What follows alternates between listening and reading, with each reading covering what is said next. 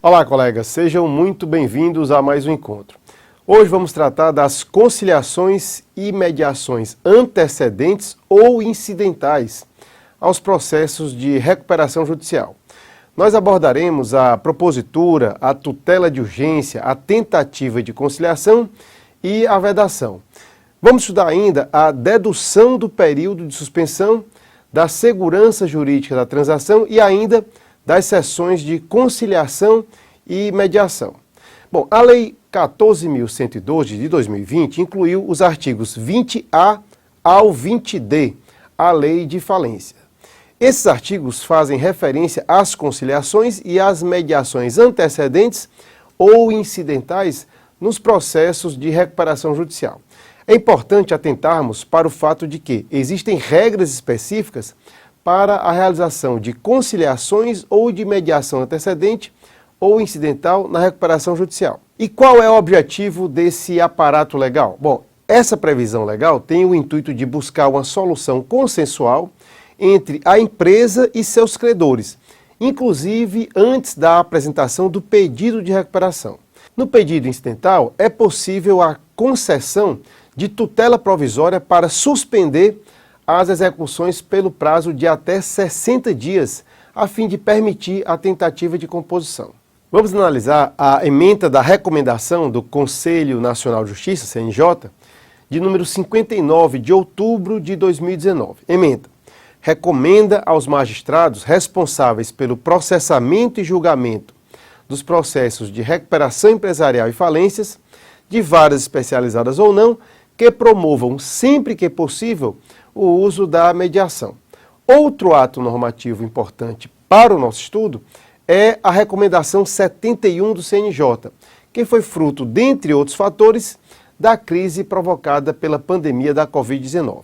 Ementa: dispõe sobre a criação de centros judiciários de solução de conflitos e cidadania empresarial, SEJUSC, e fomenta o uso de métodos adequados ao tratamento de conflitos de natureza empresarial. A criação desses SEJUSCs tem o objetivo de tratar os conflitos de matérias empresariais, tanto na fase pré-processual quanto de forma incidental às demandas existentes. A Lei de Falência passou a contar, então, com a sessão inteira, tratando desse assunto. Como sabemos, a conciliação e a mediação deverão ser incentivadas em qualquer grau de jurisdição, sendo admitida, inclusive, em grau recursal e nos tribunais superiores. A sua propositura não implica suspensão dos prazos constantes na Lei de Falência, a não ser que haja consenso entre as partes em sentido contrário ou ainda algum tipo de determinação judicial. É importante que você, logo após essa aula, estude o e-book correspondente para que veja a admissibilidade de conciliações e mediações antecedentes ou incidentais aos processos de recuperação judicial. Então, desde que o conflito tenha como objeto direito transacionável, é possível o emprego de mediação, conciliação ou outro método autocompositivo. A lei dispõe ainda que será facultado, em caráter antecedente ao ajuizamento de pedido de recuperação judicial, requerer, desde que sejam preenchidos os requisitos legais, a obtenção de tutela de urgência cautelar, com base no artigo 305 do CPC. O objetivo dessa tutela de urgência cautelar é a suspensão das execuções que foram propostas contra essas, podendo a suspensão ser pelo prazo de até 60 dias. Então, durante esse período de suspensão, haverá a tentativa de uma composição com seus credores, por meio de um procedimento de mediação ou conciliação.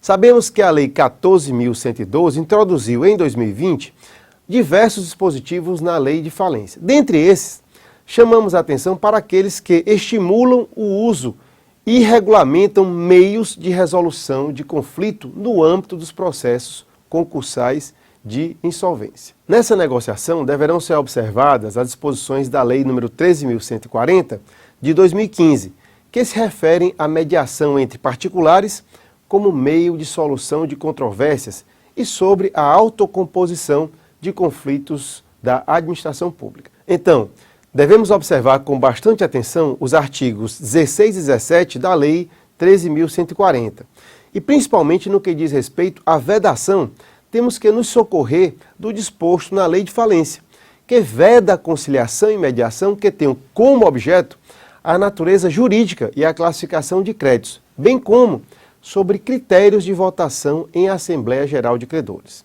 Veja bem, a intenção do legislador, nesses casos, foi evitar que as negociações entre devedor e credor venham prejudicar os demais credores. Destaque-se que a legislação permite que a natureza jurídica e a classificação do crédito sejam objeto de disposição, pois o credor ou o devedor podem deixar de apresentar impugnação ao crédito conforme arrolado pelo administrador judicial, mantendo-se o crédito como listado, mesmo que a classificação e valor estejam equivocados. É importante chamarmos a atenção para uma questão relevante que deve ser observada. Eventualmente, podem ocorrer situações nas quais o devedor e o credor simulam um acordo de má-fé, baseado em informações falsas, com simulação ou fraude, para lesar outros credores. Nesses casos, a transação pode não ser homologada pelo juiz ou ser objeto de pedido posterior de invalidação, por meio de medida judicial instaurada pelo credor prejudicado, pelo administrador judicial ou pelo Ministério Público. Importante salientarmos que a inclusão do artigo 20C à Lei de Falência tem como objetivo proporcionar maior segurança às partes envolvidas na composição, já que o legislador determinou que o acordo obtido por meio de conciliação ou mediação deverá ser obrigatoriamente homologado pelo juiz competente. Atente também para o fato de que os conciliadores e mediadores precisam ter capacitação específica para atuação na área do direito empresarial, sendo que as sessões de conciliação e mediação serão preferencialmente virtuais. Nobres colegas, vamos então chegando ao término dessa primeira parte dessa nossa aula de hoje. A partir de agora, é fundamental que passemos à segunda parte, que é composta pelo estudo do e-book correspondente, que está disponível em nossa área do aluno. Espero rever vocês em nossa próxima aula. Um abraço e até já!